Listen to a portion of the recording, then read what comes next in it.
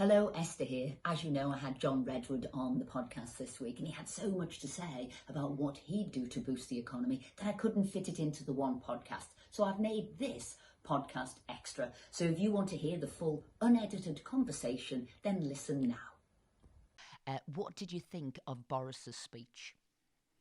Well, I'm delighted by the optimism and the enthusiasm. It's what we expect from our Prime Minister, and it's what he usually delivers. Now is the time to encourage and to persuade that there are safe ways of working and that we can restore some of the normal after the very damaging experience of the lockdown and the virulent attack of COVID-19. Now, I know you're speaking to and working with businesses all the time. So do you think this resetting of the narrative, this sort of boost and confidence to business was essential? Yes, I think a boost of confidence is essential. Because the lockdown has had very skewed effects on people. Some people have lost their jobs. Some are sitting on furlough, worried that they might lose their jobs if their businesses can't get up and running quickly enough to employ them again properly. Whilst a lot of other people, particularly those of us with public sector jobs, were still being paid our salaries. But of course, we couldn't spend money on many of the things we normally spend on. You couldn't spend on meals out or travel or so forth. And it's those people that need now to be persuaded that it's safe enough to spend some of that money to create more jobs for people again. And there has been quite an array of effects on the business community. So some we are seeing doing well, particularly online businesses, and others, as you mentioned there, the hospitality sector are being particularly affected. Yes, indeed. And that's why we need to look at it sector by sector. There were a few winners. Clearly, if you were directly supplying those parts of the health service that were under pressure and responding magnificently to the challenge of CV-19, or if you were supplying foods through supermarkets because we were all eating more at home and less out, if you were supplying any kind of online service, online entertainment, and all the things you can do with broadband, there were plenty of opportunities. And those in the retail sector with online models of business saw a big surge in online, and those with both shops and an online model saw a big diversion from what might have been spent in the shops to online. But there are a very large number of areas that were damaged very badly, or in many cases they weren't allowed, and we're only gradually getting them back into operation and into work. And I think there will be some very decisive changes as a result of all this. I think the move from conventional shops to online, which was well underway before the crisis hit, has been accelerated, and some of those gains are not going to be reversed, with consequences for high street retail. I think we're going to find that some of the move to working more from home and working more online will not be reversed, with consequences for property and for travel and so forth. So the government needs to think through all this with all the people involved and decide what continuing support it can best offer to try and maximize the number of jobs we protect and to smooth the transition to the new areas of activity that can generate the extra jobs we desperately need. And the social distancing will have a big impact on your manufacturing, on your construction. And interestingly, speaking to some of the key players in the prop tech sector, I think some of the interesting innovation on robots that can be worked elsewhere but can be used on a construction site. I think these are sort of the innovative changes that we need to be exploring. Indeed, I think it's another huge boost for robotics and for artificial intelligence. I think we're going to see much more of the strain taken by machines and computers. And that could be a way to overcome some of the difficulties of trying to work collaboratively in a factory or office environment when you need to observe social distancing rules that can get in the way. So I've been a strong and early advocate of government and business working together closely on safe methods of working. It's very important we get back to work. It's very important we still take the virus seriously and minimize the risks of accelerating transmission, as it appears we're going to have to live with the virus for longer, because whilst a huge amount of good scientific work has gone into trying to find treatments and vaccines, we're still today not in a position where we can reassure people by saying, if you get it, there's definitely a treatment which will work, and we're not in a position yet of having a vaccine with a very high probability of giving you resistance. So we need to accept that we've got to live with the virus, and we can't all stay at home doing nothing indefinitely, or quite a lot of people staying at home doing nothing indefinitely, in enforced staying at home doing nothing because of the situation. We've got to adapt and find ways of working as safely as possible so that we can regenerate jobs and maintain living standards. Interestingly, over the course of doing this podcast series from March onwards, I've noticed the conversation changing from going back to normal to leaning in, as you now say, to the new normal, and the remote working, the social distancing, how to increase productivity. You know, that is the way people are now looking, not at we will be returning to the way things were.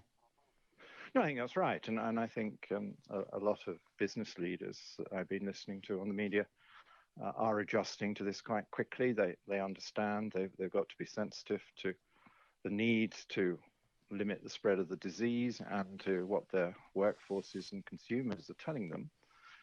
But they're also very conscious that if they're going to pull their businesses through all this and still have a lot of well-paid jobs for people, they've got to find ways of being able to do things. We have a relatively high standard of living in this country compared with many countries around the world. That's been based on our people, the excellence of their ideas and their hard work. And you can't run a good economy if a quarter or more of your people are told they're not allowed to do the kind of jobs they used to do. And it's about that level of the economy that has been shut down with bans placed on it for a very long period. And we want to avoid having to impose new bans after relaxation. So that's why these adaptations are absolutely critical. And the adaptations, of course, create the further job opportunities, because if the UK develops its expertise in robotics, artificial intelligence, safe working methods, new organization of how we use commercial property, these aren't just good for the domestic UK economy with the scope for revenues here, but they're also things that we could take around the world, because the whole world is in this crisis with us.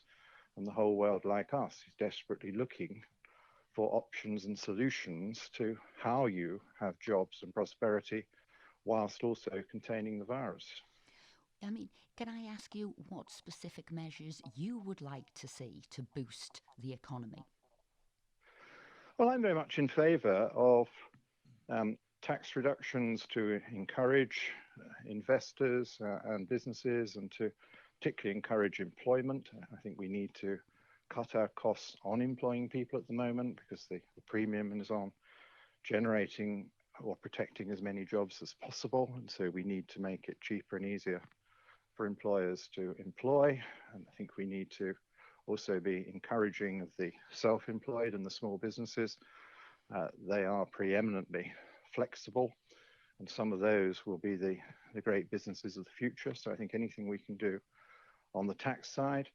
I think the government is right to look at some of the rules, and certainly when we think about how we recreate a flourishing high street, it's going to be important to allow people to switch the uses of property which they own in or on the high street, because I think we're going to need considerably less conventional retail space. We see many of our great retailers announcing that they will not be reopening all the shops they currently have, and looking at plans for reducing the balance between the amount they do from trading locations in physical places to the amount they do online. But we don't want the high street to go completely dead, so we need to have flexibility over what other kind of uses you could switch those properties into and adapt them to as quickly as possible. I think the idea that we need to get building and investing is a good one, which is the one that the Prime Minister is leading with, but it needs to be backed up by measures that make it cheaper and easier to hire people or to keep jobs open, and measures which promote general confidence, because you do need a reasonable level of consumption. You need consumers who've got savings or income coming in to spend a reasonable amount of that money, because that's the way you create jobs for others. And now is now the time to get rid of business rates and think of a sales tax? We've got it on hold for the time being, but really, is this what we need to help the high street? Well, they have, of course, made quite a lot of reductions in business rates for smaller businesses. Yes, I think the more they can do on business rate reduction, the better. There are enough penalties on trying to deploy high street real estate at the moment anyway, because of the regulations and controls, and because of some consumer worries that part of the consumer group have. So I think getting that tax off or down is an extremely good idea. I myself would not be threatening anybody with a new tax at the moment. We're going to have a big hole in our accounts this year. That's already started. We've agreed we're going to be borrowing that. I think the aim must be to accept a very large sum of borrowing this year, but try and make sure that is a one-off. And the way you can make that a one-off is to have a much stronger and more flourishing economy next year than we've had during the period of lockdown and aftermath. And therefore, you don't want to take any hostile action to people who might want to invest, spend, develop, create jobs. And so I would have new taxes off my agenda. But on this one, I guess you've hit the nub of the issue. Some people will be saying, with all this extra spending, all this extra borrowing, we'll have to increase taxes. So you would not be of that mindset. No, fundamentally disagree. As I say, I think as long as you can persuade people that it's a one-off, that this is an extraordinary event that none of us wanted, it's perfectly reasonable to borrow a very large sum of money to see yourself through the immediate hit of the crisis while you get on top of the disease. It becomes much more difficult to afford if you're going to need continuing very large deficits, because you can't create any kind of flourishing economy that can sustain your lifestyles for the future. So I think everything must be done to take obstacles away from spending, investing, creating jobs, and redeploying property. I think this is affordable because, of course, it coincides with an era of ultra low interest rates. So the borrowing costs for this very large sum of money per annum will be very low. And that is guaranteed by the actions of the world's central banks. All the main central banks have slashed interest rates to very low levels, the advanced countries to around zero. And all of the world's major central banks have pledged to keeping interest rates there and are willing to buy as much financial paper as it takes to make sure that those interest rates stay there. So we need to take advantage of that breathing space, but you can't go on doing that. So the crucial issue is, are you doing enough to have an economy that gets into much better balance next year so that you don't have to repeat these excessive deficits? Now, as you can imagine, there'll be some conservatives who will be thinking, well, hang on, back in 2010, we said you can't spend your way out of debt, you can't spend yourself out of debt. And now the debt will be sort of higher, but we're saying you can spend your way out of debt. So what is the difference? How do you square that circle? Well, the big difference is that in 2008-10, we were responding to a financial crash brought on by excessive borrowing across the piece. And so, of course, you couldn't say, well, the answer to excessive borrowing is more borrowing. This time, we're responding to a recession, a very deep recession, brought on by a public policy imperative to control a disease. And so the issue is not excess credit and borrowing across the economy. It's not people doing too much and having inflationary tendencies. The problem is a major stop to the economy and a collapse in many prices. We've seen our inflation rate drop to predictably very low levels, with the collapse of the world oil price and other things obviously helping. So all the time there isn't an inflationary problem, and all the time the state can borrow at somewhere near zero, it is an option for the state to borrow that large sum of money. But I repeat, it can't become a lifestyle, but it is something you can do for the duration of the crisis, as long as you then do get over it reasonably quickly. And again, you'd be looking to reduce taxes to get that stimulus, to get keep jobs, get businesses going, to have tax revenue coming into the government and the country. Yeah, that's right. Yes, I mean you provide an offer of lower taxes, government taking less in order to get more things happening, which then should lead to more total revenue. Sometimes cutting a price means you sell more. And that's the effect the government's got to get. It's got to temporarily reduce the charges for government to companies and people, particularly the cost of employing people, in order to have that more prosperous economy next year, which will then generate a lot more tax revenue, which is clearly what's going to be needed to put ourselves back on a stable and sensible footing. But this very big borrowing is something that all countries around the world are doing. And the immediate reason for the big borrowing is a combination that the government has rightly made a lot of spending commitments, particularly the big furlough scheme, to say to people, your employer can't afford to pay you all the time you're not allowed to work, but we hope that they'll be able to pay you as soon as we can let you work again. So the government will take that hit. But there's also, of course, been a cratering of our tax revenues, because if you're not working, not earning, if your company is not getting any turnover in, there's nothing to tax. and the furlough scheme, which I believe is costing us all £14 billion a month, it sort of begins its sort of ease from the August, and then we should be stopping it in October. Can you see a push for that to continue? Do you think that would be possible? Do you think we should be looking at that? Well, I think the furlough scheme makes sense for companies that are banned by law from trading and therefore earning revenue and employing people. And I think the idea of rolling off the furlough scheme was to run that in parallel with the progressive relaxation of the economy. So, I mean, the only caveat I would say is that if over the current plan period of running down the furlough, some sectors still are not allowed to trade, then we ought to make special cases of businesses that are by law banned from trading, because I think that's the principle of the furlough that I strongly support. Now, I always say that the Conservative Party is a very pragmatic party. Its philosophy is too. So do you think we're going to have to dig deep into our inner practicalities and pragmatism to get our way through this COVID crisis? Well, of course we do, and that is exactly who we are.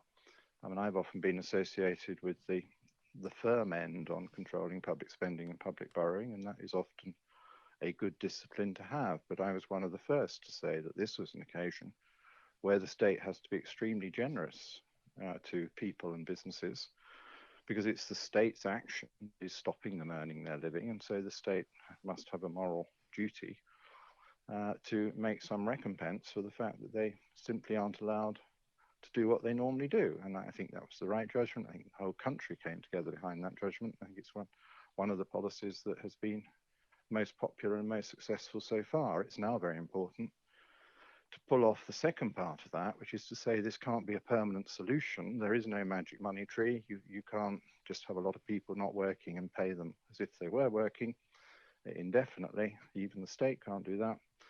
And so we're now looking at all these things we began the conversation discussing, safe working, new ways of working, so that we can get on with creating a much better economy which can sustain our living standards.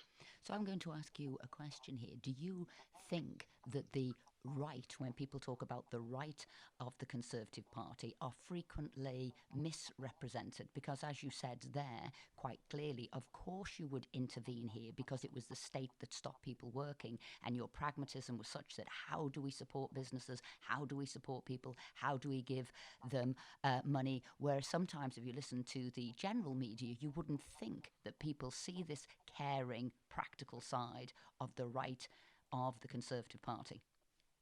I think that's right.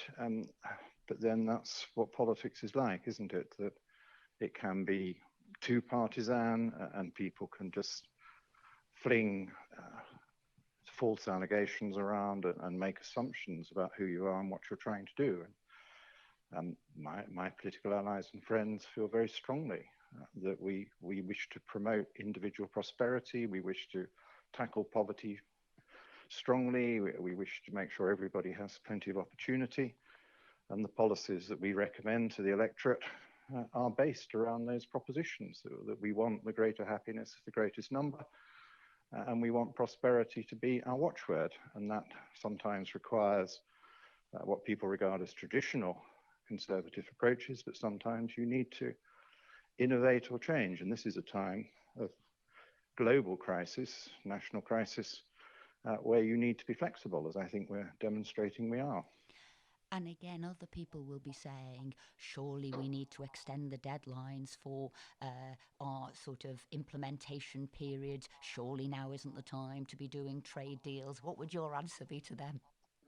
I would say we've got to press on with even more resolve on all these things. One of my messages is that we need to get back to a new normal as quickly as possible. So you don't close down everything else because you're fighting a virus. You need to press on with all those things that can create that greater prosperity against the change background. And I think I'm very heartened by the way in which potential new trading partners, in terms of having special trade agreements with us, are very keen to do so. So we see good progress with the United States, with Australia, New Zealand, Japan, the Pacific area generally, big, rich areas of the world with fast growth and plenty of opportunity. And we must press on with that. And I hope our friends on the continent will decide that it's massively in their interest to have a full free trade, tariff-free agreement with us. But if they don't, we can trade very successfully with them anyway. We, after all, trade very successfully with the rest of the world, despite having tariff barriers imposed on our trade through common EU rules. And we will be in the position to decide how much tariff, if any, we impose on EU trade if they decide not to opt for the free trade agreement. So I'm very positive about the whole thing. I think there will be a small net benefit from all these changes on trade, which we need to pocket as soon as possible. And again, sort of confidence, certainty for businesses. Some people would be arguing extend implementation period, that could help them. Others people would be saying don't at all, because this is where you get the certainty, because you know where you're going and what the direction of travel is. Well, indeed, that's right. And throughout pre-referendum and post-referendum, and it's been all too long post-referendum, I've had the same message to people that we will be leaving the single market and the customs union. We would recommend to our EU friends a tariff-free agreement, which we have proposed, but we cannot guarantee that. But that either way, with or without that tariff agreement, overall we should be a bit better off because we will control our own trade and our own destiny. We will be able to negotiate free trade agreements outside the EU. And with respect to EU trade, we can choose to have a pretty light tariff model. And I've always been a keen advocate of not imposing any tariffs on imported components, for example, that we need to make a success of our manufacturing in the UK. And obviously that's what we need to do, make a success of these sectors now. So any particular sectors do you think government should be putting more support into? Well, I think one of the crucial sectors with plenty of opportunity for the United Kingdom is the most managed sector in terms of government interference and subsidy and guidance, and that is the food sector, agriculture. Now, the fishing opportunity is huge because we need to land many more of the fish taken from our waters in the UK, sell them to the domestic market or sell them on to overseas markets and to process more of it to add value. I think there are big wins there, whilst at the same time we can limit the total catch, because we have such a small percentage of our own catch at the moment, to be a bit kinder to our fishing grounds.